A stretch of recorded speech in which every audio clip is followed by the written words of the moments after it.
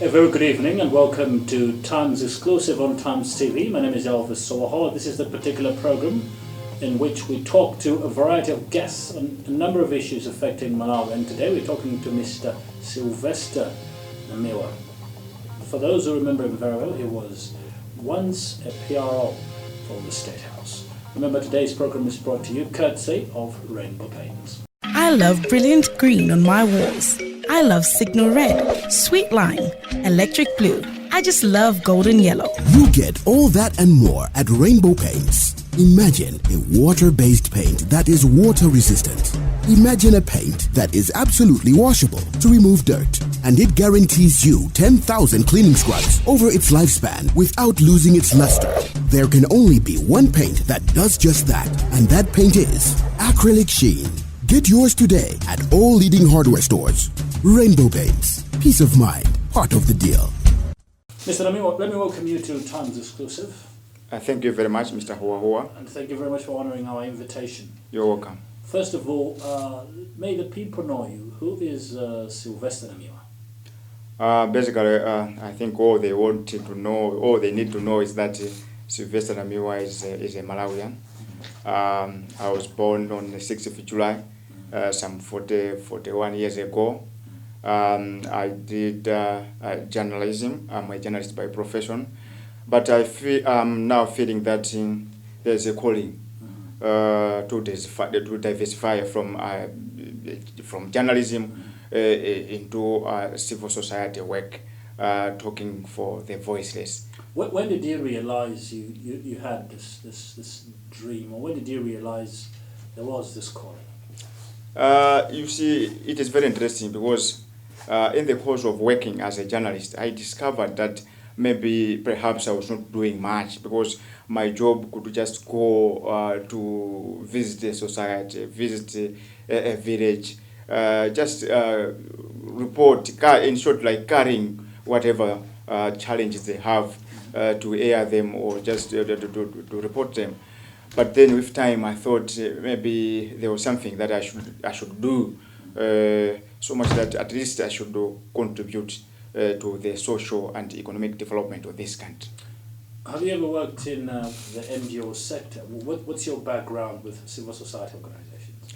No, I've never been there, but you can agree with me that the nature of the work we do in the media is more or less like advocacy. So the work in civil society is more of lobbying, more of advocacy, more of like a human rights defender, speaking for those people that do not have the voice, talking on behalf of the people that do not have the opportunity to come in the studio like this one. Okay, now, there are other civil society organizations that are really doing a similar kind of work. For example, the Human Rights Defenders Coalition.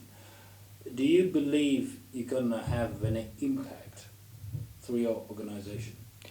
I believe in one thing, that time is the best judge.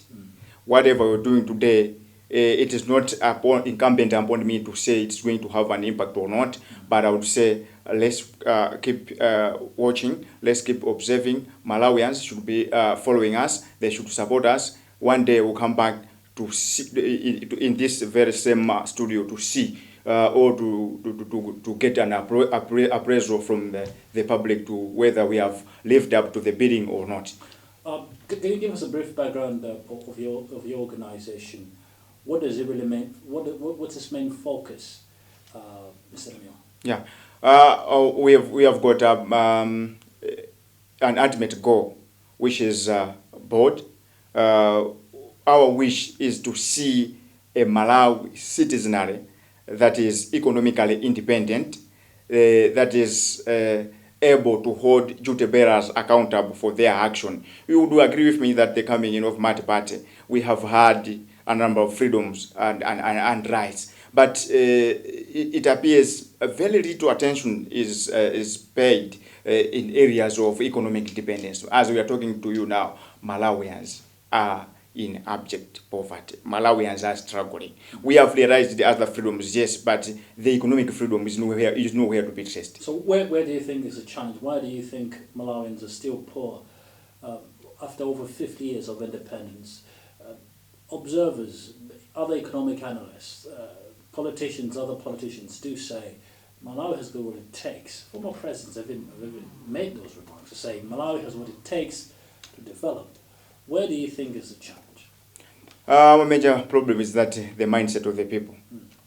Or we really need to invest a lot in the mindset of the people. Malawians used to be known as hard workers, but if you go around, stage around, you discover that what remains is just a hashtag, it's just a name. That hard-working spirit is gone. Malawians were introduced into what I can call man-made poverty. The people we thought are supposed to take care of us decided to create poverty so much that we should entirely depend on them. Most of the people are poor because they were made to depend on the politicians. They are made to depend on handouts. When actually in the past Malawians used to be industrious. I will tell you a story. In the past, when people were going to work in the mines in South Africa, and the gold mines in South Africa, people would used to gather at a junction or traffic lights waiting for the potential employers. So when these whites came, the first priority was for a Malawian. They were asking, is there a Malawian there? They knew that if they get a Malawian, they have what it takes. They have a hard worker, someone who is dedicated. But the coming in of Mad Party, we realized that presidents, I would not want to use the word a leader for a good reason. In the past, we have had presidents. We never had a leader. So these people thought the best way the best way to get away what they want, to play around with the people, is to create poverty. So they took advantage of the high levels of ignorance, high levels of illiteracy rates, and created poverty. So much that when they come with their handouts, we should be praising them, we should be clapping hands for them. They have never made policies that would translate into the transformation of the lives, or economic transformation of the local people. So your organization, what's the name of your organization for the benefit of our viewers, and who do you work with? Our organization is Center for Democracy and Economic Development Initiatives, in short, or we say CDED. Our intention is to work with, obviously, the ordinary people, the marginalized people, people that does not have their voice, and obviously those duty bearers. We want to create like a link, a synergy between the ordinary people on the ground and those people up there that are making decisions. Where do you get your funding? Because there have been accusations from the government side that civil society organizations are also not accountable. The government has been accused of being not accountable to its people, how it spends public resources. There have been a lot of question marks hanging over the head of government over that particular matter. Where do you get your funding? As of now, we have not yet had access to funding. We are using our own savings, our own resources. As a matter of fact, we had to, we are a number of us, we are 4 or 5 of us, we had to pull the little savings we had together because we believe Malawi is at a stage that it is supposed to be redeemed. What do you do, the 5 of you? Can you tell us what do you do? Because myself, I'm the interim, or more or less like an acting executive director. We have got Mr. Mundango Nyerenda, who is looking into issues of programs. We have got Mr. Brian Kembo, who is monitoring and evaluation, and we have got a young man, Mr. Edwin Mauruga, who is into documentation and working as a media liaison officer. So you want us to believe that you managed to save enough money to run an ungovernmental organization? It's not up to me to tell you whether you should believe or not, but these are the facts on the ground. Suffice to say that ever since we came out on 23rd of December 2019, some well-wishers have seen the need to invest in us, so they're coming forward. So in fact, I should also take advantage of this program to say those people that are peace-loving, that are patriotic at heart, while we are talking with traditional donors, they should come in bankroll us. Sure. So exactly, what is the aim? Others would think, well, Mr. Namiwa is just trying to enrich himself and his friends, because the civil society organization arena is where people actually get easy money as well, just like politicians do. Politicians have also been accused of the same thing. Politics is where you make easy money. Civil society organizations as well, you make easy money.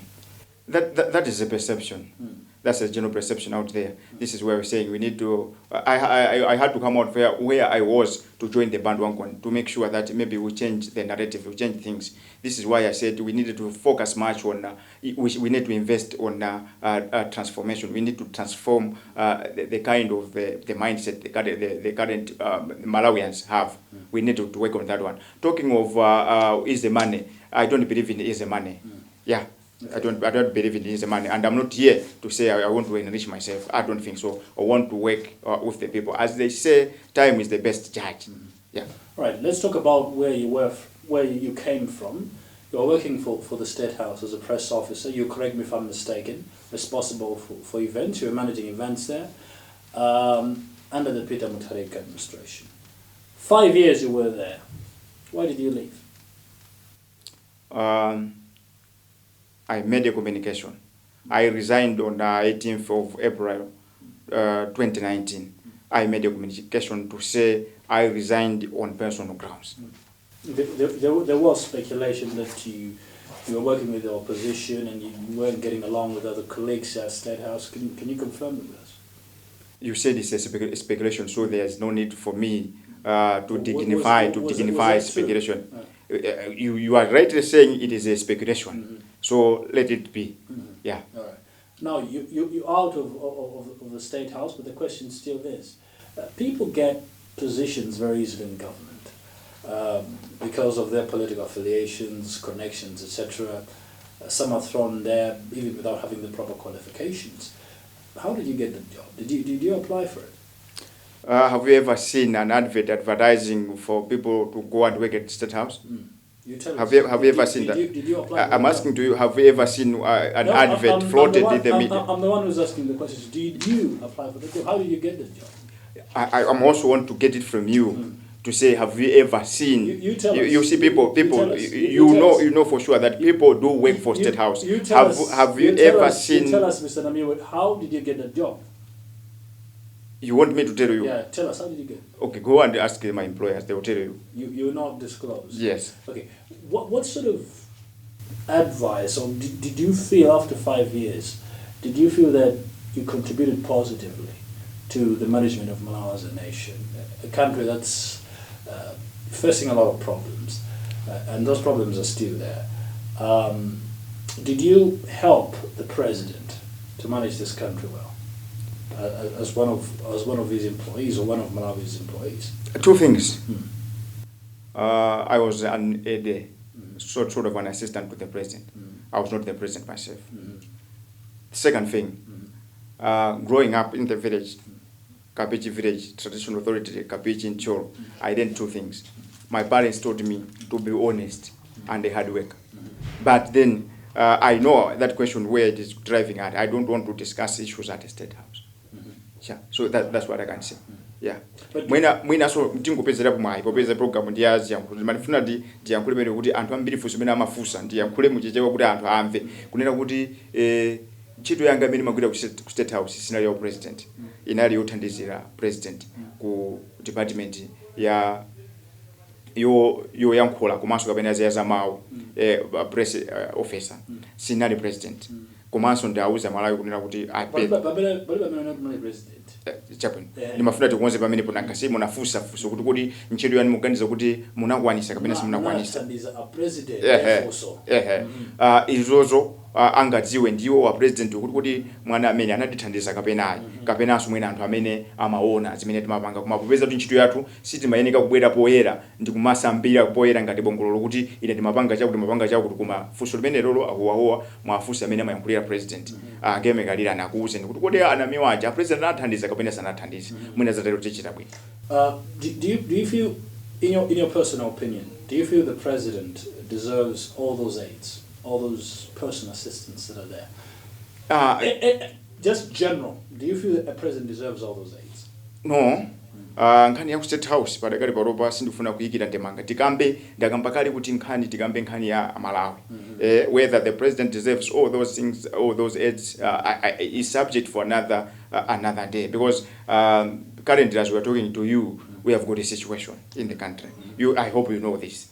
We have got a problem which we need to address. And as stated, we jumped onto, we had to come out into the frame match area because we saw there was a problem. So issues of whether the president is justifiable to have such a return of heads, you can shape that one. Because We can shape that one. Mr. Namiwa, the argument here is, Yeah. there is a lot of wastage, or there's been a lot of wastage in government. The public purse is not managed well, never, not in Malawi's situation. And one of the things that contributes to that is the number of aides that the president has.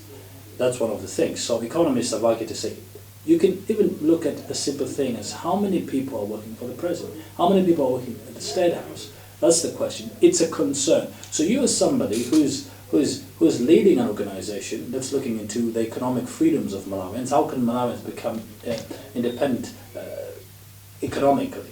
You're supposed to be concerned with that, don't you think? Yes, as a Malawian, I'm supposed to be concerned, but I'm saying, as we are talking now, people out there with the audience would be interested as to discuss the issues that are pertinent right now. The situation now is Malawi is more or less like at the crossroads. You know, we have got a court case. So I think people will be anxiously waiting to say, can't Mr. Who ask Mr. Namiwa what does he make of the situation? You want to talk about a case that's... No, not the case. We are in a situation, as we are talking to you now, we are in a situation that has been not there before since independence, since 1964. We have got a court case that is emanating from the disputed May 21, 2019 presidential elections. We made an analysis on that one, as stated. We made a position to say the current situation we have. We'll talk about that in a short while. Fine, thank you. Mr. Namiwa, but just briefly, how much do you think civil society organizations have contributed in as far as holding Malawian leaders accountable for their actions? Because the other concern out there is that Malawian leaders are never held accountable. They never answer for the wrongs that they do. They get away with with issues that somebody else would get charged and prosecuted and spend probably a lifetime in jail for. You remember, right at the beginning of the interview, I avoided to use the word leader. It's debatable. Because most of the leaders in courts, they are not leaders, they are presidents. What we have right now... What's the difference? A leader is someone who puts the interest and the welfare of the people first, before everything. The leader is someone who is always concerned about the welfare of an ordinary person. The leader is always ready to disappoint, to displease, or to let down his own immediate family members at the expense of the good of the people. So I don't think that to this extent we have any of those presidents that qualify to be known as a leader. That's why we are coming in. Is that the reason why you left State House, perhaps? No, I said I was not going to discuss issues of my former employer, State House. I told you I resigned on personal grounds, but I'm out of that State House. Now I'm into the civil society. We want to push for mindset change. We need the people to change because the leaders are a reflection of what you and me are. You and I are. Yeah. Because the leaders will come amongst us. This is why we're saying, no, there's something terribly wrong in this country. Yeah. If anything, if you looked, we seem to be moving in reverse. The countries, the neighboring countries like Zambia, they have moved on. Yeah. Zambia is now a middle-income country. We are right at the bottom. Yeah, if anything, if you look at the indexes, if Malawi does well, is to do with corruption. We do good on all bad things. Anything positive, we are at the bottom. But something bad, talk of corruption, theft of public resources, we are up there. So perhaps we need to get back to the issue of whether, as a country to proceed, do we need a president or a leader? Sure. All right. You are watching Times Exclusive right here on Times TV with me, Elvis Soho, and today I'm joined by Mr. Sylvester Namiwa. He's a leader from the civil society arena, and he's talking to us about the role of civil society and why did he left. Other questions: why did he left State House to join the civil society?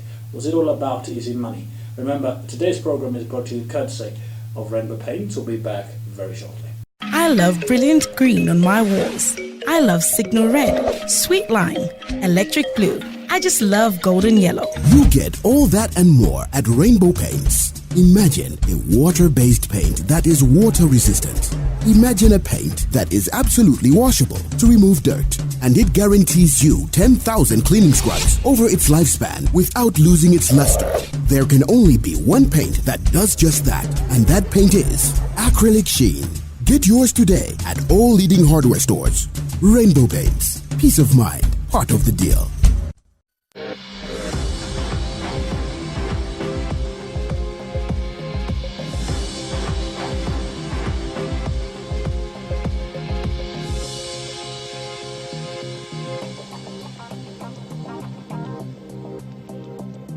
Alright, you're watching Times Exclusive right here on Times TV. My name is Elvis Soho. We're joined by Mr. Sylvester Namiwa, who's a leader from the civil society, talking to us about why Malawians are still lagging behind in terms of economic freedom. Mr. Namiwa, bungwe rado linachita analysis yake kafukufuku wake kufuna kuunikira za mlandu wachisankho umene chikamulekese chinabwere chikudikira kuti nthawi ikwane. Inuyo analysis yanu magamba mo zoti jana kwa amene mina msana iwerenga usana kind access to analysis yanu imene. Mu analysis imene tinanena kuti ife tikayangana mene zinthu zili padakale pano tikuganiza kuti mavuto amene tinawo ngandale ndipo mavuto akakhala ndale kuathesa kwake ofunika athese ndi anthu andale pachichewa anthu amanena kuti chisa cha thambe kapena nyumba ya thambe amene amamasula ndi thambe yemweyo.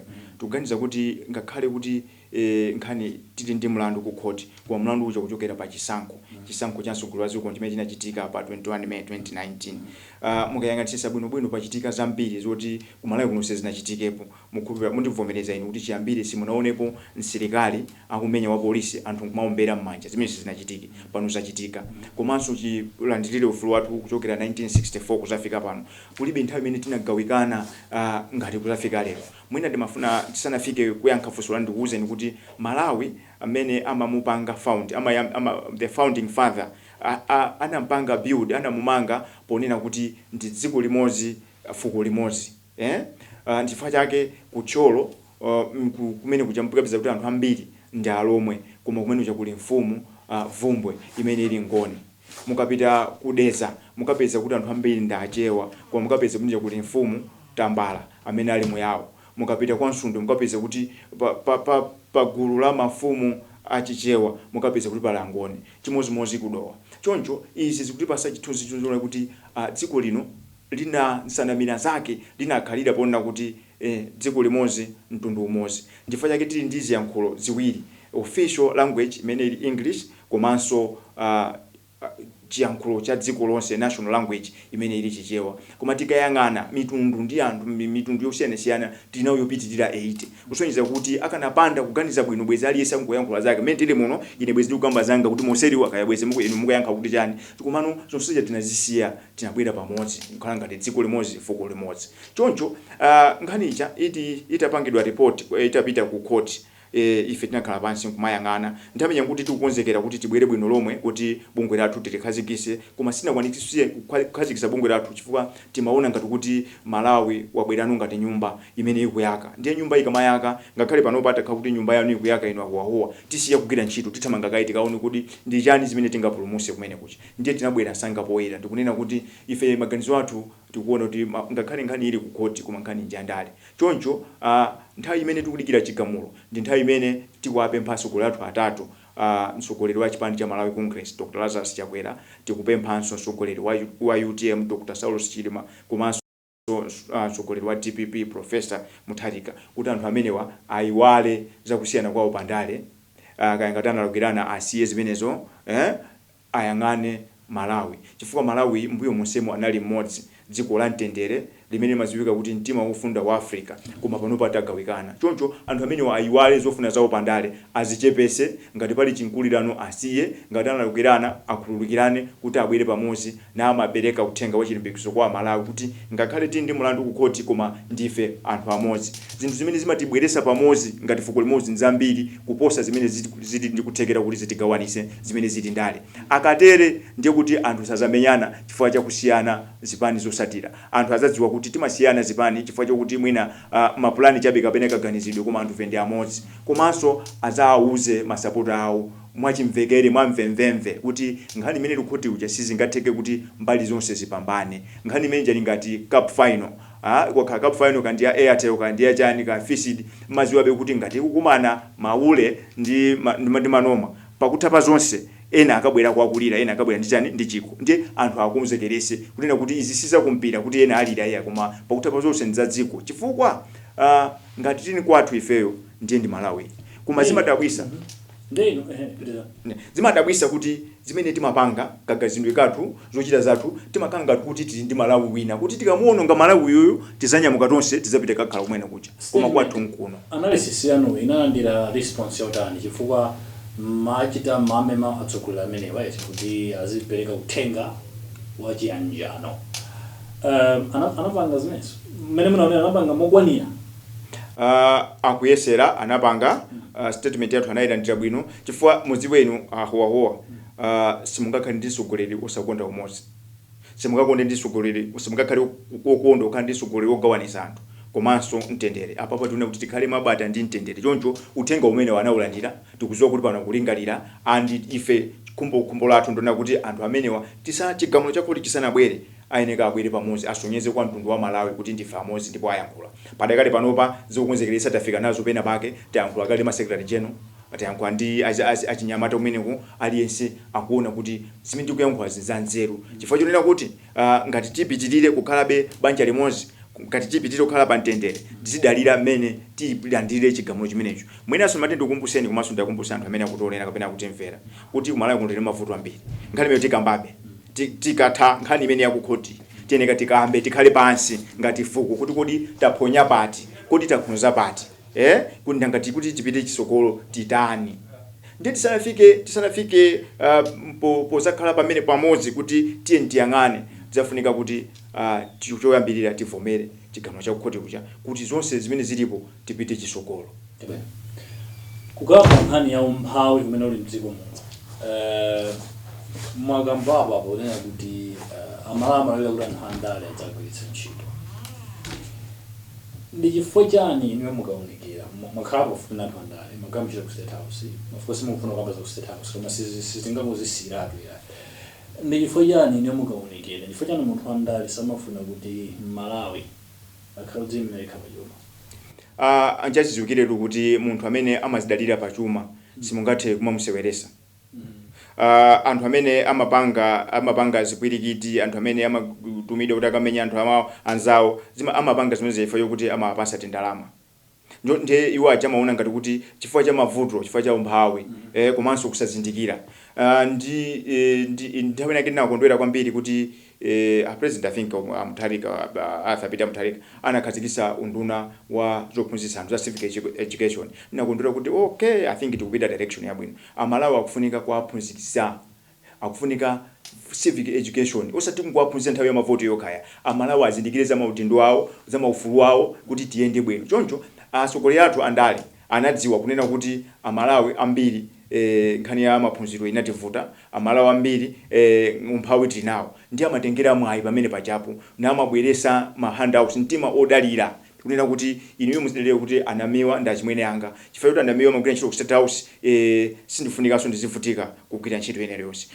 Akabwera Anamiwa atenga shati imene sikukwana andipasa, atenga t-shirt ya chipani andipasa, komanso andipasa 2000 tikagula chimanga ndi ndidya. Mtima umene anakhazikitsa atsogoleri athu ndumene cholinga chokuti azipangabe zofuna zawo, akhale mboma uko nama bandalama, ndalama zimene abazicha ndalama zomwezo azibwera nawo ndikumapasa anthu ngati ma handouts, ndalama zawo zomwe anthu aja zawo mbera m'manja. Ndipo ndimafuna kuti ndinene kuti kubwera kwathu kwa ife tabwera kuzagwira ntchito. We want to save this country from the jaws of the devil. Tiko lifunika titonse Satana wake utale. Mukudziwa kuti inu simulendo mziko muno. Malawi sanali mene alili pano. Mukazaona dziko msogoleri wa dziko akuyenda pa zimbaula za ame ndi kumalowa mu capital city. Simukuona kuti pali vuto pamenepo. Mukazaona apolisi msilikali wa ame akumenya wa polisi anthu mwaombera mmanja. Simukuona kuti pali vuto pamenepo. Mukazaona wa polisi deputy inspector general wa polisi nkumachita mantha kumanjenjemera kumakapempha amalawi ame kuti amuzungulire alandire chikalo chokera kwa anthu. Simukuona kuti pali satana pamenepo. Ino kapena mlendo mziko muno.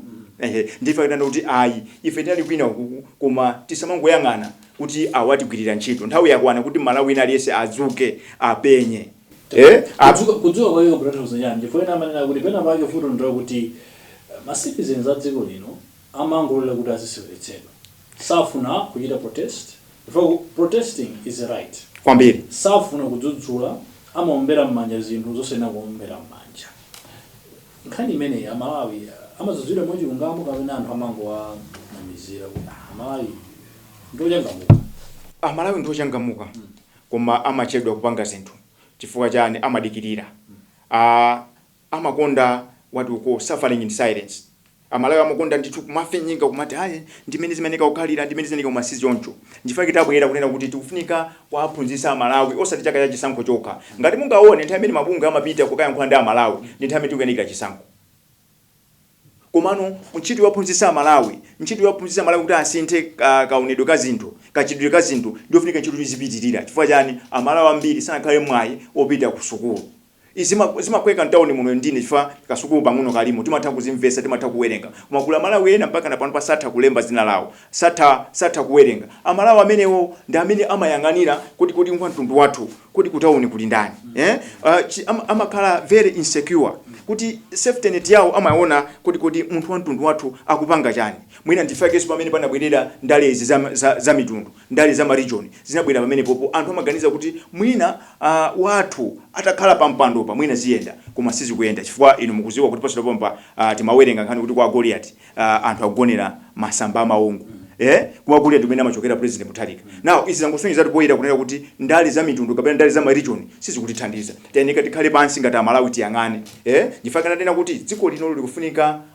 a leader mu Chingerezi mocho osati president leader ndizimene amapanga Magufuli ku Tanzania pompa pa Tanzania mtsogoleri amaona kuti kodi pano pavuto ndi chani anthu amene akungoza misewu akukonzera misewu yosalimba mtsogoleri amanyamuka pa galimoto osati chindipiti cha magalimoto ya kupita kukapeza anthu iwe chavuta apa ndi chani mtsogoleri amaona kuti msiku mwathu muno muli mavuto mzipatala ngati muli mavuto mzipatala tikonze bwanji ngati mtsogoleri akadwala pita kunja amawauza anthu kuti ineyo mtsogoleri chipatala chathu ndi Queens kapena kamuzu central kapena mzuzu central ndikadwala ndibwera kumeneko zinachitika ku Tanzania mkazi wa mtsogoleri wa dziko la Tanzania anadwala 3-4 months into office anawauza anthu kuti amene utapita chipatala cha boma kunali chigwirigwiri kunali anthu mbina kumene china anthu china kabisa pene anthu makatenga kuziwa kuti no this is a serious leader ndiye magamba kuti ine mabwera kudzasintha zinthu zaonesa kuti Amalawi ufulu wawo pachuma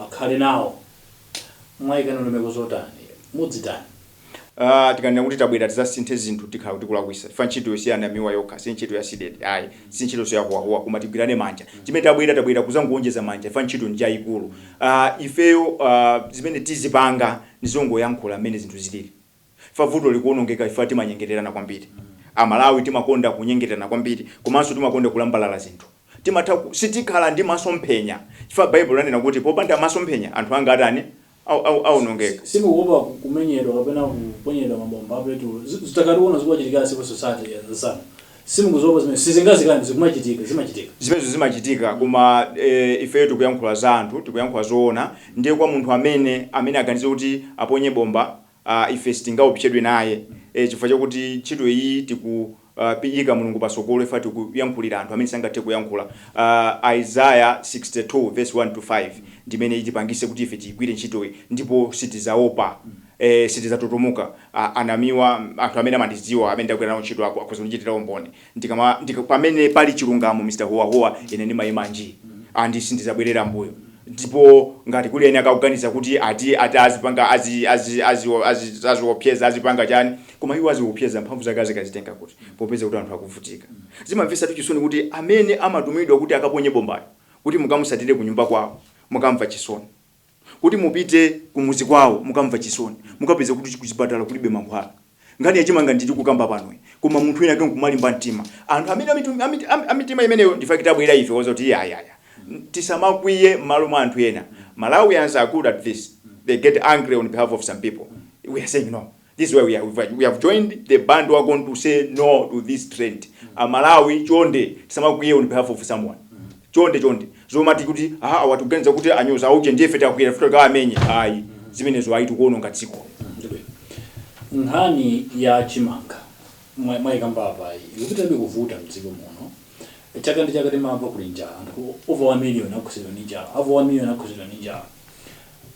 Chimanga akuti msilos ngati panopa muli about 14,000 metric tons yoka maina mkhai 200 over 200 chakuti metric tons ya chimanga ndalama kuti anapatsidwa NFRA koma akulephera kugula chifukwa kuti akalengeza kuti baya mzagulisa chimanga asapero kagulitsa njala kumalawi kunoko nkhani imeneyi ino anamiwa mwa joina civil society ndi chani kwenikweni.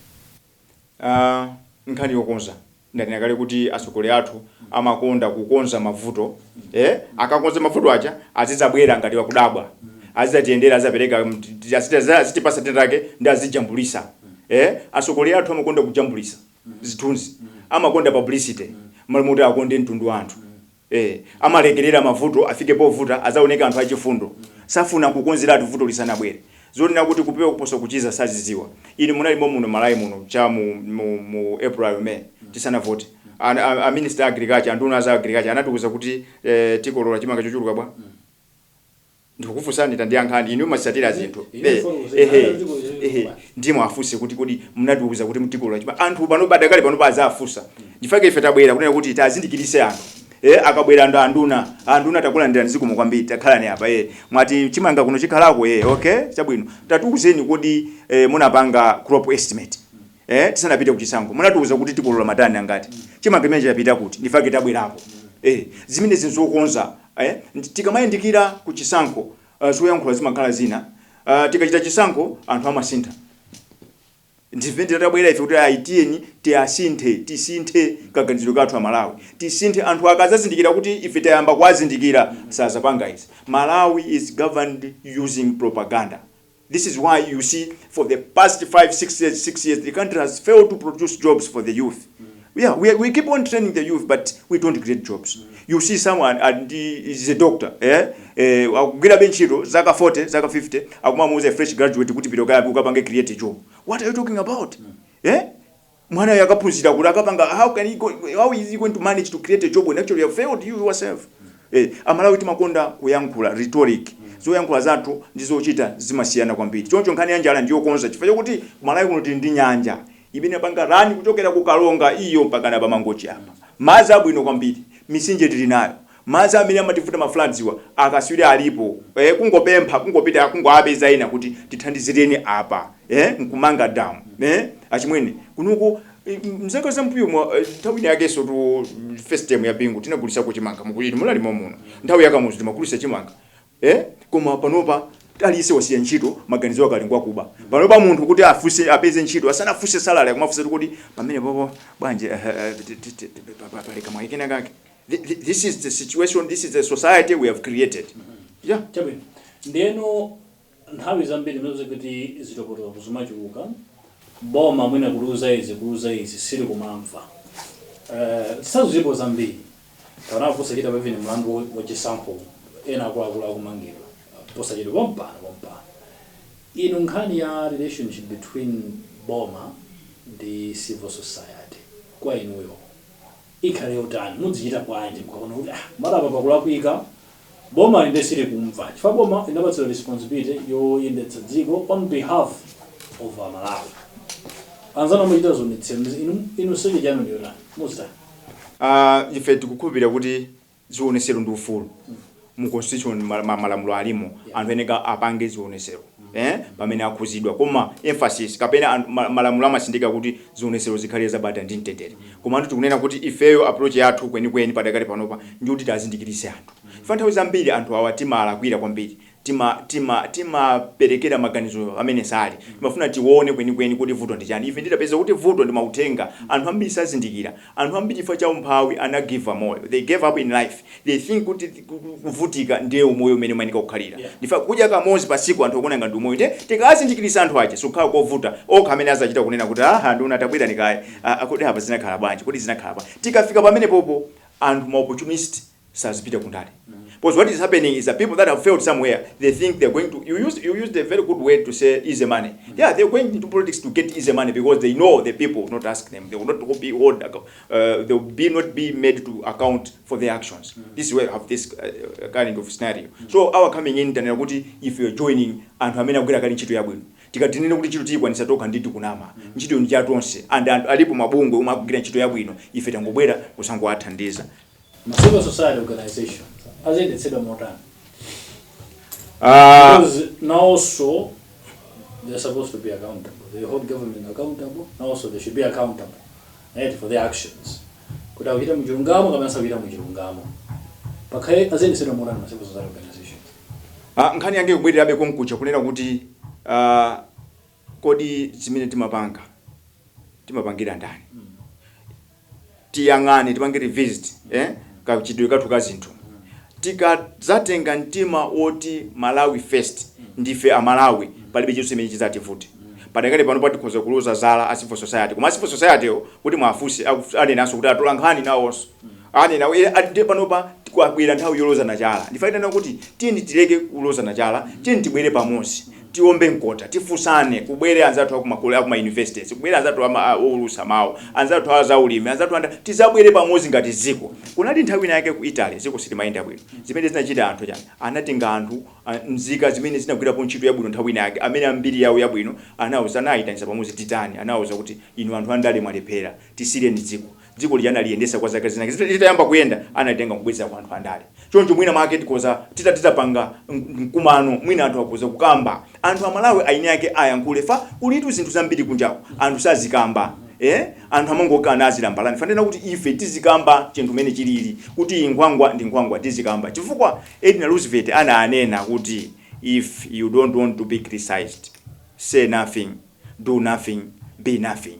Choncho aliyense amene akuzowa kusafuna kuzuzulidwa akhali chete asapange kanthu titabe peswa asogolera kuti muzipani muli anthu osiyana asogolera alimo komanso ena akufuna usogoleri amene akufuna usogoleri wa chipani kuti azakhale usogolera wa dziko kaya kuti ayembekeze kuti chilichonse chimene apange anthu azimuloza chala kaya just for society azilozedwa chala. Ifenso a media inunso a media mwinanso nanunso mwathandiziranso mavuto tili nawo chifukwa ndanena kuti vuto anthu amasankhidwa kuchokera mwa ife asogoleri amachoka mwa ife. Ndisimene amapanga asogoleri mwinanso ndizimangoonesa ndikalilole kuonesa zimene ife mmene tili faitana kuti tini tibwerereso tisinthe kaganizidwe kathu ka zinthu tibwerere kumbuyo kuja kuti Malawi anali munthu wozilimbikira, Malawi anali wokonda ntchito, Malawi anali wokonda mtendere, Malawi anali wokondana, anthu amakapempha kuyenda wapansi osaopa munthu koma lero tikamayenda bwa nyama kulibe koma timaopa chani munthu. Tibwerere kumene kuja ndito. Mr. Namiwa, tatokoze fujo bwera ku Times Exclusive. Tazikumbira. Anali bambo Sylvester Namiwa mmodzi mwatsogoleri kuchokera ku mabungwe amene siyaboma kucheza nafe mpulogalamu ya Times Exclusive pano pakati mwa Times. Dzina langa ndi Elvis Sohawa. Tsalani bwera.